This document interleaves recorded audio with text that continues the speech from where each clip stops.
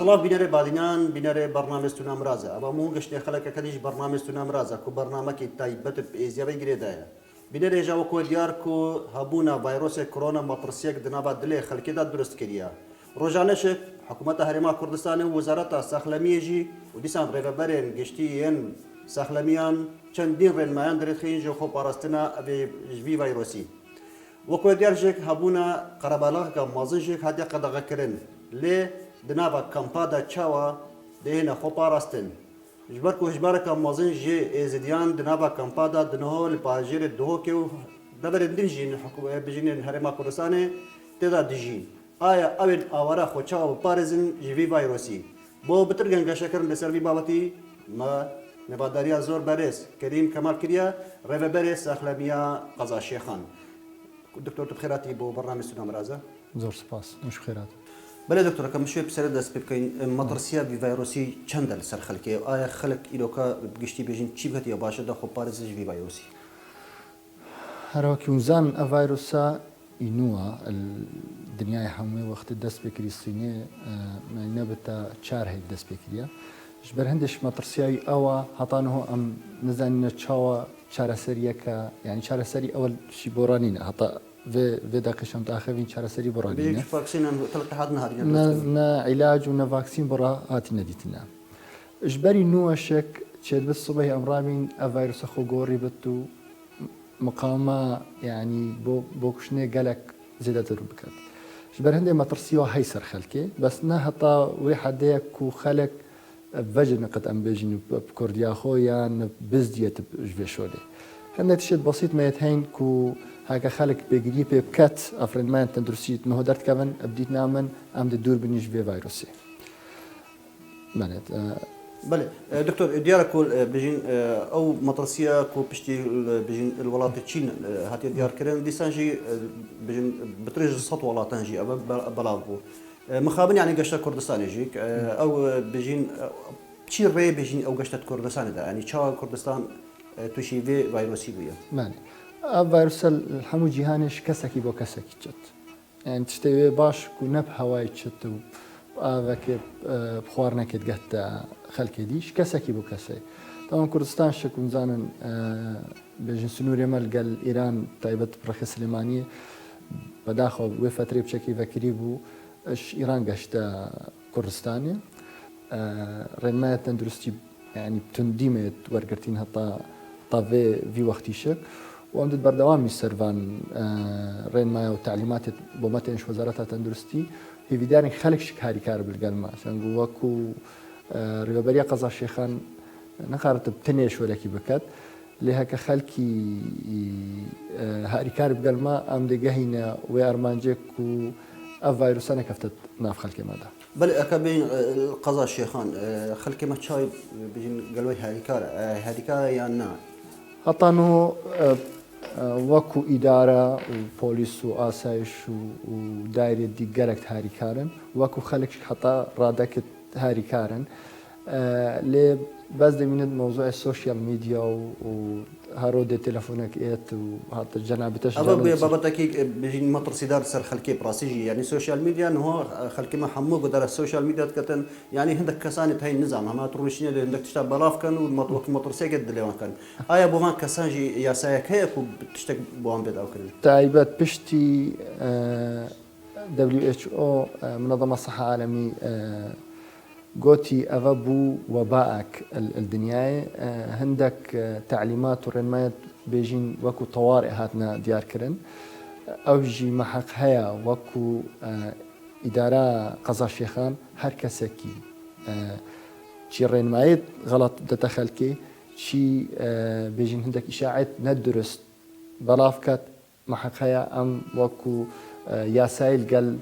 تعامل بكين يعني بيزبران البودات جاي يعني يكسر بو اكسر حتى حدكي بيزبران البودات جاي او شك هرچند او شولي بيجين محاميه وداد جاي وانا لها كرسه عدوي شبه بت قريب تليفونك قال حاكمي باخفي كو افكسا و يعني خلكيت ترسينت بر هندي شك فيداني خلكي ما هاريكار بالمام نجه هنا مرحله كو كسكي دينا داد جاي يام بافين يعني ريت ياساي دلقالكين وتنشك راستي بيش بل بيجين السوري قضاء شيخان بيجين هجمارك كامبايت لحين يعني اول وكو بيجين ريف بديا ساخلميهم تشاوا سردريل قلوان دكان مسي كامبيت اواريتين هرسي كم شك زياد شنغالينا كامبا اسيان ويا شيخان ومامرشان هرسي كامب هرش رجع اول ده طايرو وكو ريفبريا ساغلميا گشتيا دهو خولك ياخدانا هطانو شك موضوع كورونا شكات تدا بردوامي كأم تشيت كينا بو خلكي دي دفرش شيخان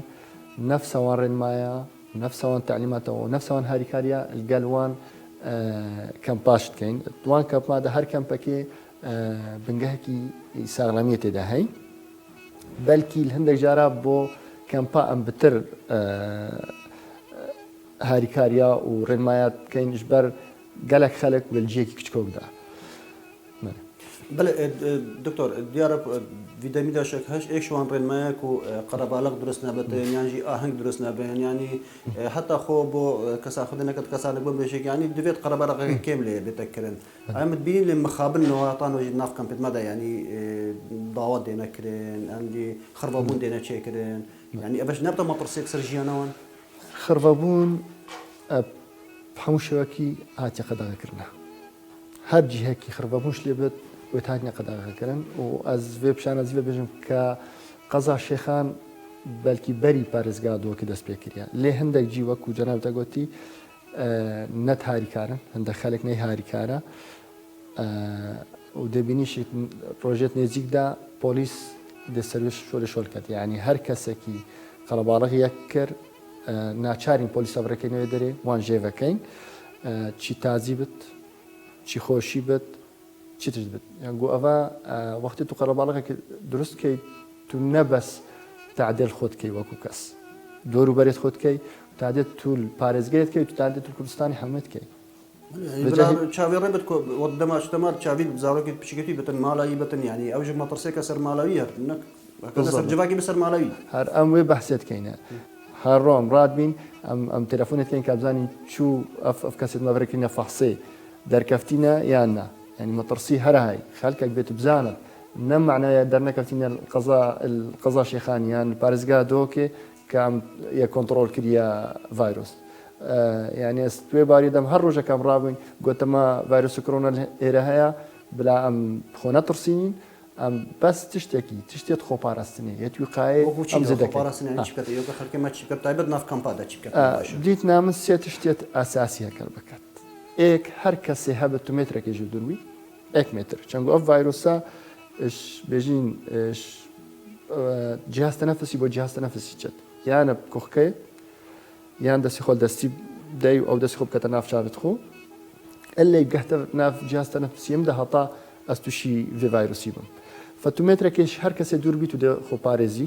ممالا خو بچكت خوش خو باريزي يا دوي دست خو نك ناف شارت خو چنگو تو ده دست خول طملي وكي درجها كي وكي هر تشتكي هبت وهي فيروس بيدر وهبت يا سيش هر وقت تهبت دست خود شوي يعني تعقيم كي أفان هر سيك بديت نعمل هكذا بكي تو دجالك الدوربي أفا رخراوا جهاني صغرمي بحثت كات بسهاليشك يعني ما جالك سهال كذي بخل كما أفان هر سي شراب كات دجالك الدوري فيروس طبعا أو موضوع يخربابونه طبعا هر كسي كيلومتر جو دوربي خربابون شنابت ولكنه أزوتا جك دورين هكر هاتو أسهل جري فيروس ميان توشك نجهته يدي يعني شو تأثير مثلا مقابل هناك ذاك جيك هاكر متركه جيك دوربن خرفابون هو شو معناش برانينا براستي تشتكي من بحثت كاين ما ترسي دارة خلكي كلك سهالي ورقرتي هندك ورقرتي يعني هو دكتور ما جاب هيك يعني خلك كمان مخابن يعني بسهالي الفيروس يترينتن يعني قال لك جراجيك شبتة جيب تورت كمالاتي بين دروات تشتنينه يعني عندك حاجة أو دعاء تاريخيين كوف تشتنينه يعني براستيجي أبشر كده بتهاندرك وخلك كيما يروك عندك شوري دي بكتن يعني بشت خربابونا بتضاوطا بكتن كنت بين دروات ما تشتنينه أبغى ما بحسكر يعني وكو ربابريا سهرمية قضاء شيخان هرش تسبيك ما تسبيكر توعية خلكي كبيجني تشتا شو تعامل القلب يعني ما سرخت ما مستعد عيني ما شولكر سنترين روشن بيري ما شولكر خلق سيفيلش ما شولكر يعني بيت خلق بزان ما ترسيه هي بس بداخل هطانوشك هندك شوان خلقي به بوتا ورقرتي أبشك از داخواست كم ريا برنامج و كاب جديفي تشتي ورقرن وقتان بيجين خرفابون نينا خرفابون عمل يعني مثلا قال جاري التليفون بما يدي باش تما باس صفراء يعني در كفتن بلا نبد هكا در كفتن هبشك خيزانه كابتني كاتو تشوت مالي داي تو دي هوساشي وندي تشن صد كسل قالك بن ويتيجي هشتي هكا الدرفبت الفيروسين الفيروس حموجيا هي تبيجي العردوه هي سر سعره هي سر حمود تشتي هي بيت ام خوجي دور كاين هر تشتكي حوجه نبت ام شمال خوش درنا كبين ام قشني مرحله الى روش ام شمال درنا كبين باشترا هكا تشورك زوري نبت تشي در كبين جبر هندش حكومتي بهم ودان الداين حكومت هرما كردستان براسيش بيجم في شوريدا قلق جديا ورقرتي يا إيرو أم بيجين خلق أكيد عربي بيجين كرة في ملعب الشعب أو بس مرن معايا جيبينت أم بدور بينش دلك برفراب بالقرة نبان معايا نكوش بيجين حكومات يعني جي سخلمية عداوات يعني تشكل قل وان كسان هي كوفان رين ما دريت خيادا يعني براسيجي وكو ديار مطرسيكا ما اظن سروي وسروي خيزاني وسر جفاكك خريش هاربيت بيجين برواجي افرن ما در كفتين هموش بمصلحتها خلقيه يعني هكاتو بي انه متاخر من شك ما لجنا اقتصادي وهي تقريت يا ابوري سر خلقي هكر ايكي وبريا برنامج واش داخواست كم هر خلق هر ايكي هبت يا خلقي قضا شيخان بزانت تشتت خوارنه درمان كشفيه دكتوري هات يا جران كرنا تلفنا ما بكت قامت وقتي دادي تعمل الجلكين بياسايت نهو در كفتين كنابد هر كسك اكس صديشك تشتي جران كت كتستغلال بوفيك تشتت مهنو هطانو فكري هلاين جهه خوارنينا جهه زادينا جهه درمانانا بنجهه تندرسيت فكرينا بو خدمتا خلكي جمال التلفون تفكرينا هر کسی هب التلفون با مبکت هم ده رابین واجب خو کاری خو. بله کم زمین ناف کمپادا دکتر بیشین درمان رشاندی تشتک ناف کمپادا کو داو خرکی ما بتدور کنش ناف شوی ویروسی. رشاندنا وی درمانی بلام جتب گهین اول بهرابتر سر ویروس شد کت تشتک گلکی باشه ما دست بکری الحمو کمپا هما ایرو کمپا ما رشان دیسا ما رشاند سه روزه تا چهار روزه چارکت رشینین بس الوقت باران تیتر نارشینین جبر فعالیا وی درمانی کم بد خلک ما اف جهم ترشینین تاریکارن و ایروش چند کس کاتینا وکو volunteer وکو خوبخش کدرمانی بکرن همه تشیش هاریکاری ما بکنن تو زنی سنوری قضا شخان قالکی برفرایا مستمرين رشاندنا درماني دي مستمر بد الحمو كامبال الحمو جيا بله دكتور بيجين بيجين تبي مشنا معايا هكا بيفتين دمائية بخلك ما يروك تاي بيجي ناف كامبادا يعني شيء كان يباشا دا بينا دور كرنج فيروسي ديسانجيك بيجين هبونا أبي فيروسي دي شد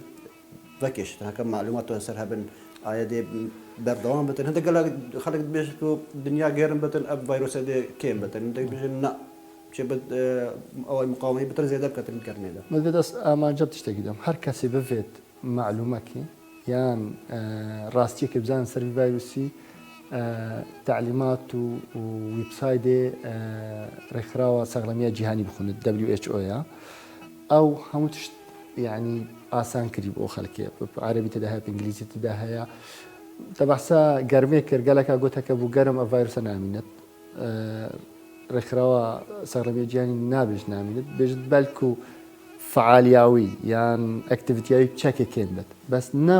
نبوي كينبوني كو الفيروس دمرت أبيك شوان دو خلكي ما يعني أزدا خواص كمش خلكي ما قضاء شيخان وبتايبتي الكامبادا أفرن مايد أم بيجنيت روجانا كاتشي بيسعافت قرين تشي ورقات جهين نواني تشي تيميت مصر دانوانت كان أفان رن مايا بجيب كان أو بوانا بو خلكي ما وبو دورو بريت وانا يعني بلا خلق بزاند بلا إيطاليا البرشا خدانت دولتك أوروبية اتحاد أوروبي هم بشتاوية البيستي هيفا دوبو أزباورت كام إعلان كانوا دوكيسن از تنوت آخر فينا إيش بازده هزار وسر كفتينا يعني مع أو دولة بيجن بيش كفتينا تكنولوجيا وان بيجي تشيبو بيبو تور قرتن الصينش هشتي هزاري يروش برا درت كفتش تروجي دا يعني بلين هو بروجانا 5000 درت كفتن 4000 درت كفتن إنه هي درت كفت 20 كاس كنترول كرن بخلكي خو باراس راس حكومات بيجن حكومات وانجك هاري كارم الجوان وان دوركشن لي بس خلكيجك ابرين ماين وان ابرين ماين استخدم الصين يعني هو اللي كرنكو او فيروس المنطقه وان كيم بتن بالضبط ام في بحثت كاينه انه هو حكومه هرم كردستان بريا وزاره التندرسي ياش دس هاتي تخسير نكري بخلكي دمينت انه خلق فهي بداري خلكي مش القلمه متعاون بت هند تشد بسيطتين يعني هكر هاتو هركسكي بيجين حراراي بلنبو كوخكا قال هبو بهم طنقي هبو تايبات هكاش جدرفي باريزغا دهوكي هاتبت افهرسي هبن اكسر تليفون صدو بيسودو بكات وقتك قالك كيم دا عند سردانا يكين وخوش حالي بانه فحصا كورونا وهي الدهوكي نخوش خانة تايبت يا كورونا وهي الدهوكي يعني وكو بيجين ريبريا قشتيا سغلميا الدهوكي همو حاضري هاتي نكرنا وسر مستوى قزاش هاتي نكرنا لما نبت بقحتوي مرحلة ام كنترول نكين يعني يا تعليم نبت اسخل كبتر سينم بس هكر هطا سطح حالش نو فيروس كورونا لك ما دركفت بلكي مقارين كنترول كين بس بحسا دهوكي بكين بس هكر قلنا 10,000 حالة يعني نا علاج هي علاجوية بتني حراري برز بوم حراري بمن أخواري بهناوي تشك بوم أكسجين بديني يعني داينا سر جهازي بجا أف جهاز وتشتويت مات كامل نهطا تزاني حالة كردستان وهطا تالية شوية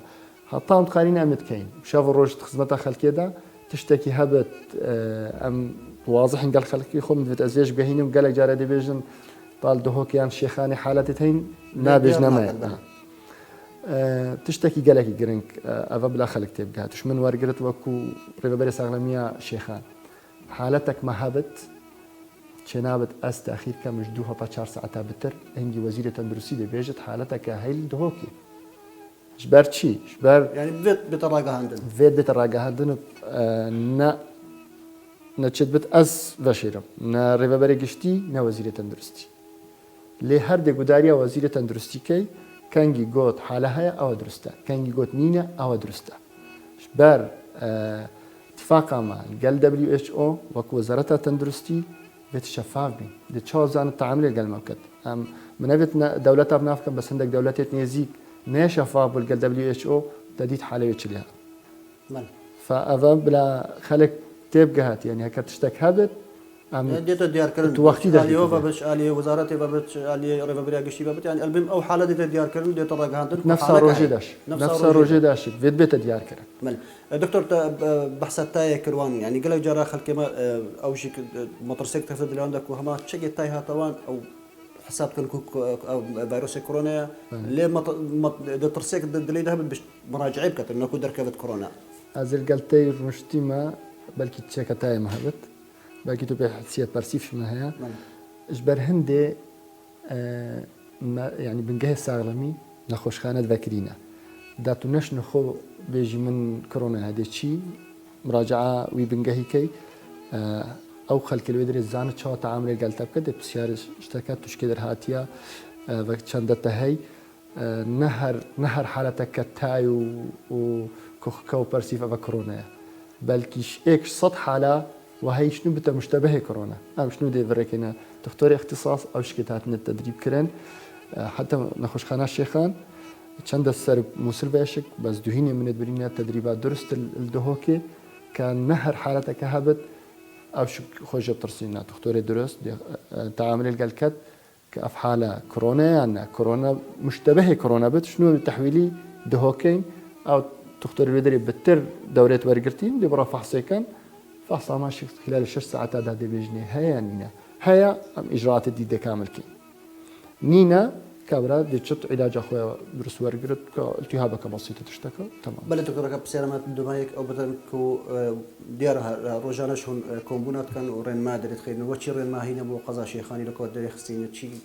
لو خلك شيخان شي كتي باشا راسي من نبت ازل جي قايم قامي بيجين يد تندرستين بتبع سكرن يدي شك جناب قايم قامي بهنا كدي كومونا كدريش وهي ام فيت دينام ام دقالك جهه جرين وكو تندرستي خلك ما بلان نبي بوتا ورقرت ونخو باجي نشتر صو تشتاو ماشك تشتكي ورقرت وكو فيروسك خو باراستن جي قالك آسانه هكر بكين هكر نكين قالك دي بزحمت بيت وش بيرنك هكر هاتو ايك در كفت بيت امل بي بچين كصلاب الچندا كريا وچوينك چندا اود هنگي اركم او ايش ما دي قالك زحمت اخد اما تديت الهوليري ايك دكتور بي كفت تقريبا 100 كاس الدور وبرت يويت سردانا يكريم بيتحمو بينا فحص كرون وبينا يعني كرنتي كرين يعني بينا فحص كرين حتى زانين كادي حالتي وان شاء الله. بله دكتور بيفات الدمية قد الشكل هذا كله. هرتساو سلامت بن وهاري كارمن قال اف كارمن التندرستي وطبعا كارمن التندرستي وهمو لانت بيمن دار وكو بوليس واسايش ووقت اسايش تلفوني كتكتب بيشتي براتو كنجي هاتيا كنجي نهاتيا مدت معلومات الدروس بدها مدى امزين شو تعمل قالكم. بله اسباز بو بجين كريم كمال كو رغبري قشتي سخلم يا قضا شيخان كو الى كتب ميفون بالبرنامج استنا مرازا بو ويش رو بكرني وفان رين ماين كو داين ديار كم لسانجي دقه ماجي القلوا و داخوزش خلقي خود كاين كو اورين ما درت كمش بجين سخلم يش وزاره التندرستي هر جهه كدي هبتن غريداي فيروس كورونا كو بيغري بي بكن داكو خو باريزنو خزانه خو باريزنو لسانجي جباتا خو قشتي بباريزن قالك سباز بتا كو تو يرو ميباني مابي زور سباس بلا بنا رجال هركمات دمايا بخلكش برنامج استنا مرازا حتى خلك كدي ميبانه كدي بنشاف دريا خديبي